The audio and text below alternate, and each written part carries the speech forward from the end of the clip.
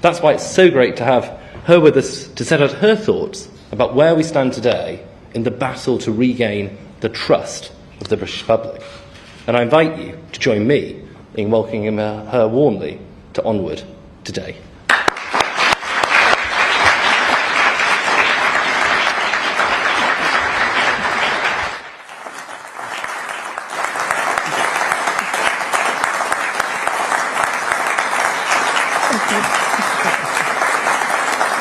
Simon, thank you for that very warm introduction. I'm absolutely delighted to be speaking at Onward's first event, especially as it is also now under new leadership. We are all getting poorer. Politicians across all parties have not told the truth about this, and instead keep prescribing quick fixes that are actually making things worse. The problem is broader than one party, one leader, or one period of government. Generations of leaders and entire ranks of senior managers have been trying and failing for a long time. Many have not been honest with the public about the challenges we face, and others have not even been honest with themselves. We are a great country, but we've lost our way. The truth is that Britain is failing to compete in a world that is changing, and it is not working for its citizens, certainly not the way it used to. Back in the 1980s, it took just months to save up for a house deposit. Now, it is over a decade. And for many, the dream of owning a home is impossible. Jobs which didn't require a degree 20 years ago now need two, loading up to £50,000 of debt on someone just starting out. One of my favorite quotes is from the economist Thomas Sowell. He says, when you want to help people, you tell them the truth. When you want to help yourself, you tell them what they want to hear. The Conservative Party is under new leadership. From now on, we are going to be telling the British people the truth, even when it is difficult to hear. The truth about the mistakes we made, the truth about the problems we face, and the truth about the actions we must take to get our country out of this mess.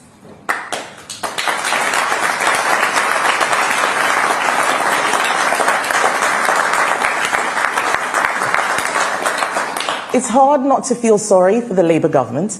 It's hard because they have walked into some of the same traps that we did, like assuming that you can keep raising taxes and there'll be no consequences. But I don't feel sorry for them, because as we saw last week, when Keir Starmer labelled people calling for an inquiry far right, he is what is wrong with politics. It's legalism, not leadership.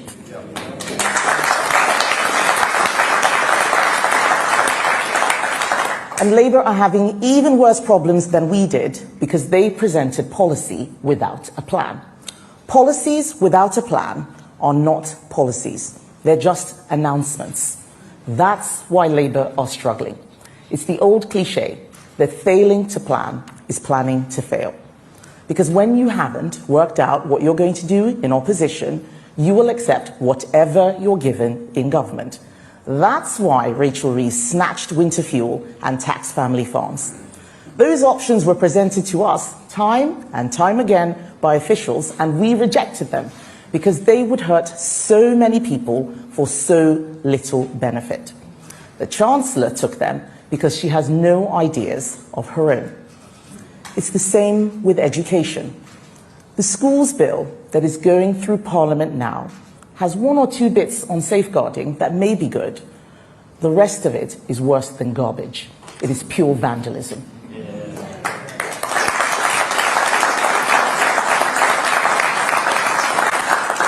It's quite clear that these ideas aren't really Bridget Phillipson's ideas either.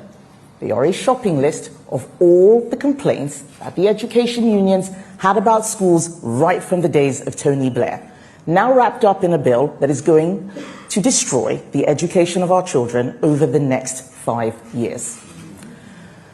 The public will never trust politicians unless we can admit our mistakes. Labour are making a lot of mistakes. But the difference between me and Keir Starmer is that he doesn't believe that he's ever made a mistake. I will acknowledge the Conservative Party made mistakes, and I understand why the British people made it so clear in July that they wanted a change. We were making announcements without proper plans. We announced that we would leave the European Union before we had a plan for growth outside the EU. We made it the law that we would deliver net zero by 2050. And only after that did we start thinking about how we would do it. We announced year after year that we would lower immigration, but despite our efforts, immigration kept going up. Those mistakes were made because we told people what they wanted to hear first and then tried to work it out later. That is going to stop under my leadership.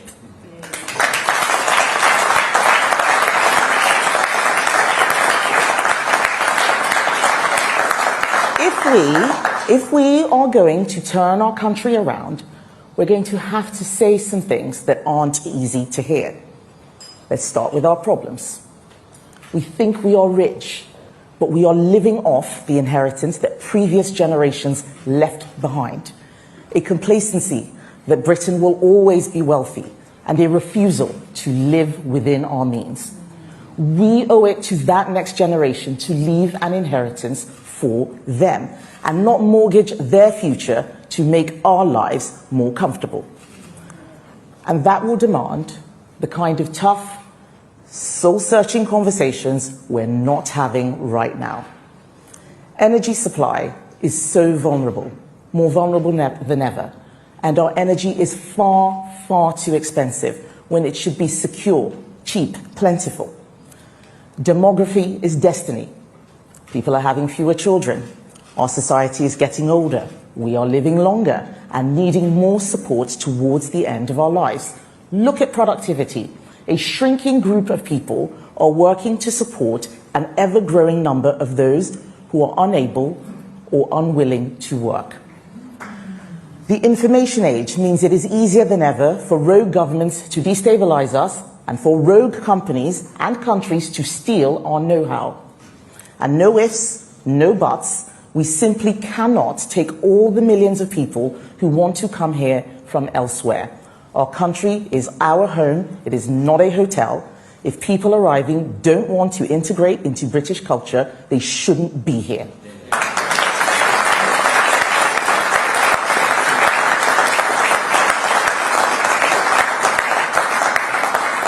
And it is not controversial to say that.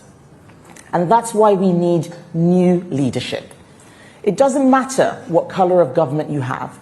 These structural problems need fixing. Government needs to focus on the things that matter. But it isn't, because it is already doing too much, and it's doing it badly. This has to stop, because the dream of every generation that our children can have a better future than we did is slowly dying. It's dying because as our problems have got more urgent, our politics has got less serious. Since July, there has been more discussion in Parliament on Oasis tickets than on our £2.7 trillion debt pile. That has to stop. The young people I speak to are deeply despondent that their country is unable to provide them better opportunities, let alone guarantee health, wealth, and prosperity. I share these concerns. They motivate me every day. And I worry that our public services will continue to deteriorate despite us paying ever-increasing taxes to sustain them. And I worry that our armed forces will not be upgraded fast enough for a darker and more dangerous world. That's why Labour have to course correct now.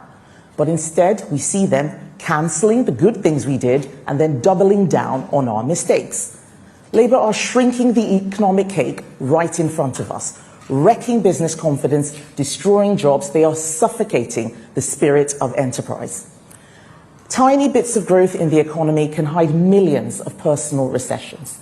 Life gets tougher as wages slip further behind another round of price rises.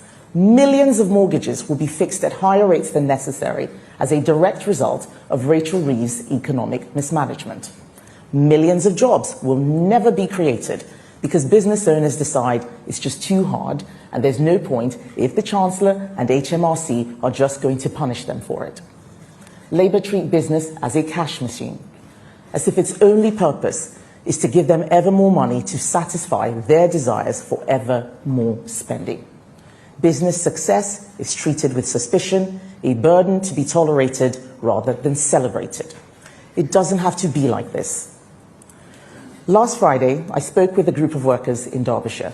They are the backbone of our country. They have little time for politics. They're not interested because they are trying to build a better life for themselves and their families. They want government to do what it says it's going to do, and they don't really ask for much more. One lady, a single parent, told me just how much impact rising prices were still having. That it just seemed to be one thing on top of another, that nothing seems to be getting better, and it feels like no one is looking at it. Our country is tired of politicians promising the earth but never having a plan to deliver it. They've seen it all before and they aren't falling for it again. And part of this is because too many politicians haven't worked normal jobs or run proper businesses. Most of Starmer's cabinet have barely even worked for a business, let alone built one. They've never ever had to live with the consequences of their mistakes. So we need to change. Change that actually sorts out our problems. Change that we should have done more of. Change that Keir Starmer is clearly not bringing. And that means the Conservative Party doing things differently under new leadership. First, we must restore trust. We will start by fulfilling the role the British people gave us, being an effective opposition, fighting for common sense and truth, building a plan which actually delivers. We need the government to do well in order for our country to do well. But they are failing on the basics. Labour may have a supermajority in Parliament, yes they do, but they are fast losing their legitimacy in the country.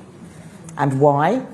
Because during the election, Starmer hid that he doesn't want what the British people want. But everyone can now see the truth. He's a lawyer, not a leader.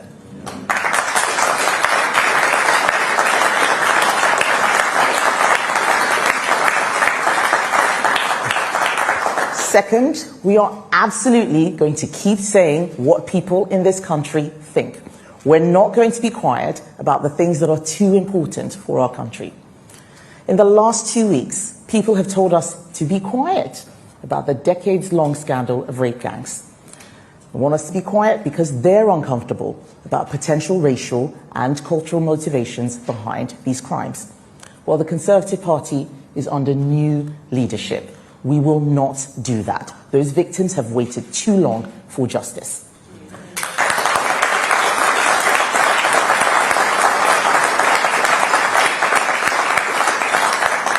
Let's take the post office, another scandal that needed addressing.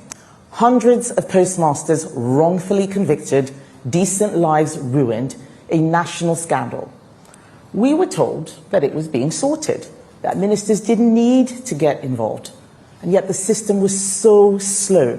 So I made sure that victims got justice with an unprecedented law to quash the unfair convictions of sub-postmasters. Under my leadership, our party is going to be about telling it straight. We need more people in politics who will do the right thing and who will use their common sense even when they are attacked. When I was a minister, I took on extremists who were putting women and children in harm's way. They called me a transphobe. They even called me homophobic. They said I was fighting culture wars as I tried to stop young children from receiving irreversible transgender procedures without any evidential basis. That same ideology led to male rapists being put in female prisons. This was one scandal other politicians were too scared to tackle and tried to ignore. I fought and I won. We will not ignore.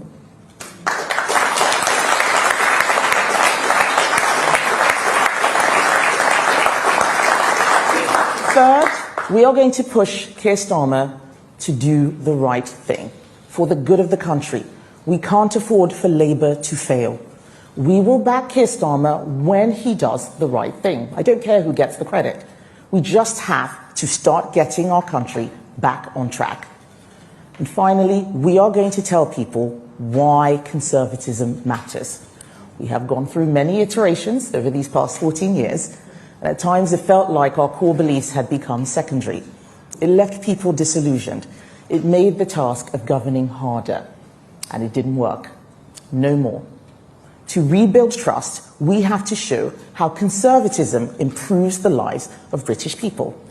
We will rediscover the idea that everyone contributes towards society, not just calculates what they can take out of it. We will again be the party of meritocracy. We believe that if you do right by your community, your family, your society, you will succeed. And if you don't, you likely won't. Our society is treating those people who do best badly and the people that do worst well. Everything is upside down. That's the opposite of fairness. Fairness is the idea that the ledger of life reflects effort, agency, and contribution. You know what helps working people? It's world-class schooling that allows them to master complex topics. It doesn't sugarcoat and prepares them for the ups and downs of the future. You know what helps working people? It's being able to walk down the high street and not see antisocial behaviour or the casual disregard of our neighbourhoods because local bureaucrats have given up and crime is not punished. You know what helps working people? Ensuring that they don't spend January until June earning taxes for the government. You know what else helps working people? A government that demands higher standards from public services, that's able to discern between public spending that is vital, moral and fair, and public spending that is wasteful and neglectful. That's my conservatism.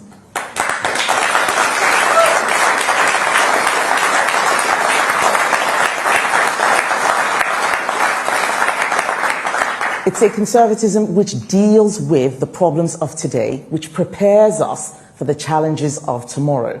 A conservatism which leaves a better legacy to the next generation of young people who will be around much longer, long after those in power now have left the stage. And real conservatism is intergenerational. It is guardianship. It isn't a quick buck for today. It's the guarantee that tomorrow will be better, richer, and safer. And why does this matter so much to me? It's because I know what it is like to have something and then to lose it. And I don't want Britain to lose what it has. I grew up in a poor country, and I watched my relatively wealthy family become poorer and poorer and poorer, despite working harder and harder as their money disappeared with inflation. I came back to the UK, age 16, with my father's last £100 in the hope of a better life. So I have lived with the consequences of terrible governments that destroy lives, and I never, ever want that to happen here.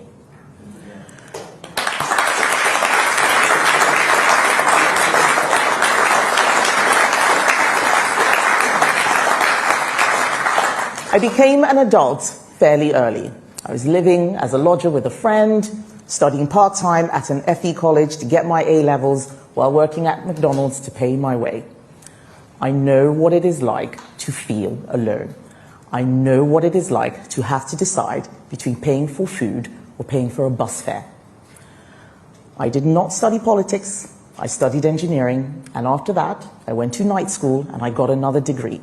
So I see politics the way most people see it, as an outsider, not having the perfect language or the perfect presentation, but wanting to fix things.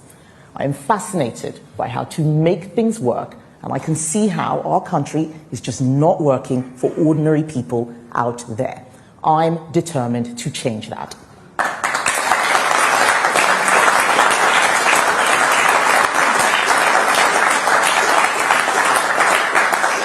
So the Conservatives are under new leadership.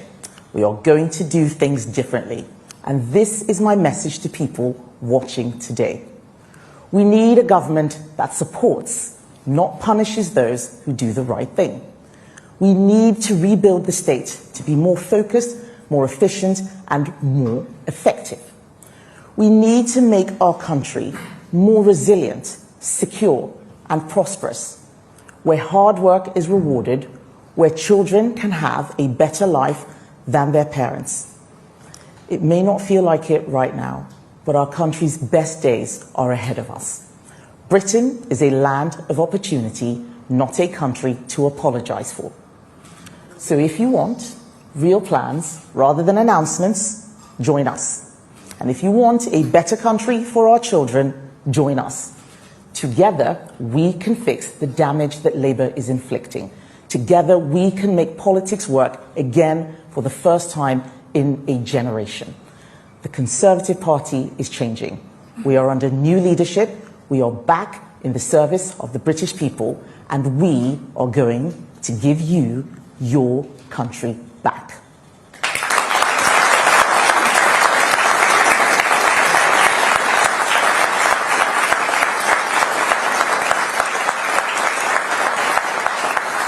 Thank you. Thank you. Thank you, everybody.